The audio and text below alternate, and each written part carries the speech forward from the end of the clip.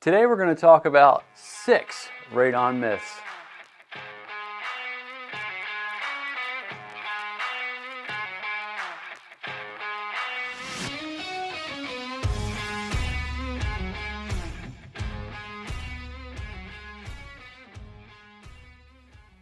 Myth 1. I don't need to worry about radon because I don't have a basement. No matter what house you have, whether it's on piers or on a slab, or has a foundation or a crawl space, they all are resting on top of the earth, and this is where the radon gas comes from, and every house can have radon gas. Testing for it is the only way to understand whether your home has it building up in it or not. Myth number 2, my basement has a walkout and it has windows. I don't need to test for radon. Wrong again. Any home, any basement should have radon testing because the gas can get trapped in the house itself. Radon gas is coming from the ground, and whether it has windows or doors in the basement does not mean that your levels won't be raised. Myth number 3, my house is built on a slab. I don't need to test for radon. Wrong. Again, any home that's built on top of the earth can have radon gas in it.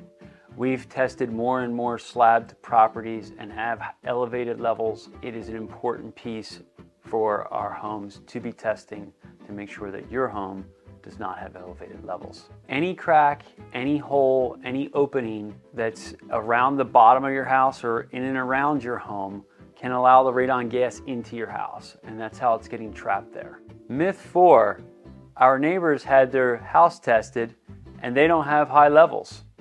Why should I test? Every house is different. Your house sits on a different parcel of property. The underground area where your home is has different areas or cracks or openings where this gas can come in. You could have a townhouse right next to another townhouse connected with high levels and acceptable levels right next to one another. So it's important to make sure that you are testing for radon. Myth 5. When I purchased the house, I had a radon test done and the levels were acceptable. Why should I retest?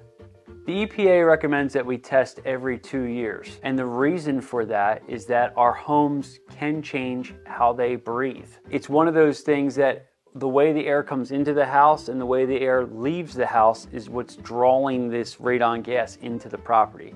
It creates what we call the chimney effect. Also, underneath of our homes, the earth is moving. So the crevices and cracks underneath our soil that are allowing the gas up and in, these are all pieces that are constantly changing. And the only way that we know whether our home is affected by it or not is by having it tested. Myth number 6, our house already has a radon mitigation system. I don't need to retest. I'm sorry, but wrong again. You do need to retest. You want to make sure that the system is actually doing what it's supposed to. Just because the system is in place doesn't mean that it's pulling enough air out. It doesn't mean that it's doing what it's supposed to. EPA recommends with or without a radon mitigation system, we should be testing every 2 years. Another item that often we don't think about is if we do any weatherization to our home. Like, hey, we put new windows in our house. Hey, we put a new front door on the house. Hey, we're getting ready to put a new addition on our house. Ideally, we should test before we do that and after we do that to make sure that we're not creating a new way for the house to pull this radon gas into our homes. If we add new windows, we're tightening up the house so we have less dilution of air coming in, which means that levels could be raised. So that's 6 myths about radon and radon testing. At the end of the day, we live 75% of our lives in our homes. Indoor air quality is absolutely essential for our family to make sure we're staying as healthy as we can.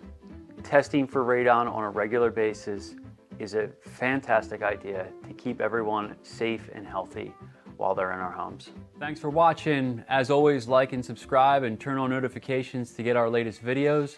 We're here to help you understand your homes, how to maintain them, and how to protect them. Have a great day, everyone.